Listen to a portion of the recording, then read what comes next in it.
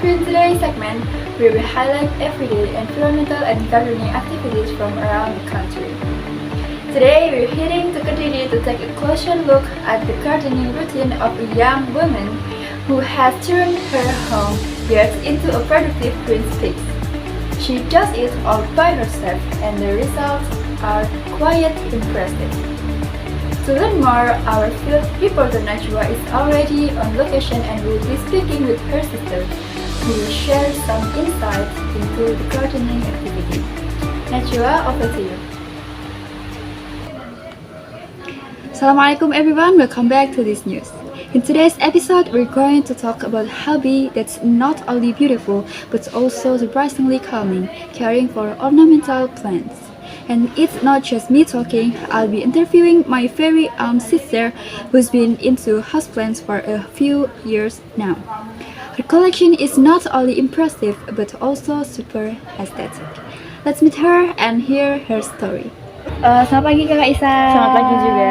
Oke, sebenarnya terima kasih sekali sudah menyempatkan waktu untuk sesi sharing pagi hari ini. Ya, sama-sama juga karena aku juga bisa sharing soal hobiku. Oke, aku ada sedikit pertanyaan nih untuk Kakak Isa. Mungkin mewakili teman-teman juga yang di rumah ya.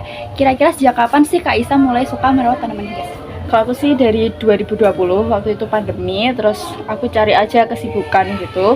Akhirnya beli satu tanaman, tapi keterusan sampai sekarang. Oke, nah untuk koleksinya sendiri nih, sekarang kira-kira sudah seberapa banyak sih?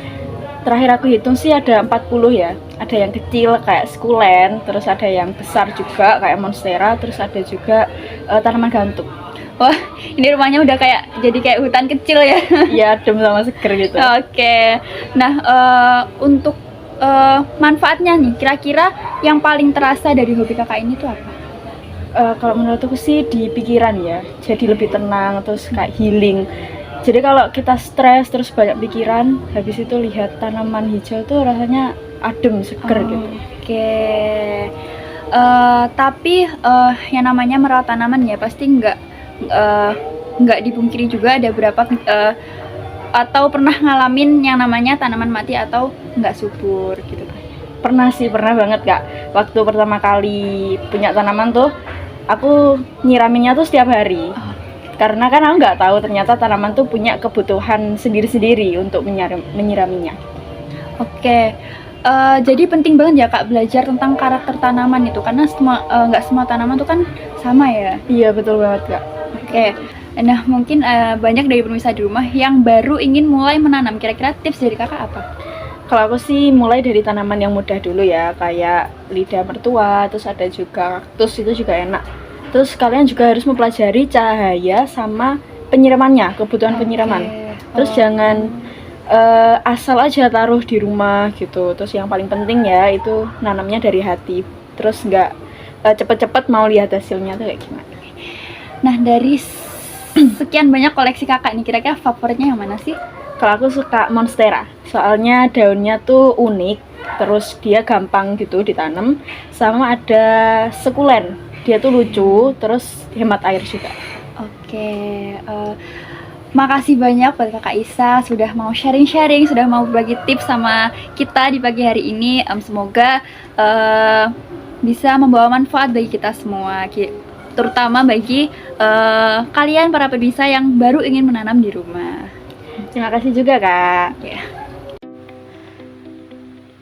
In Kediri, I visited my sister Isa's home where she spent much of her free time gardening ornamental plants. She takes care of variety of flowers and decorative greenery in her yard all on her own. Isa has transformed a simple space into a vibrant garden full of colorful blooms and beautiful plants.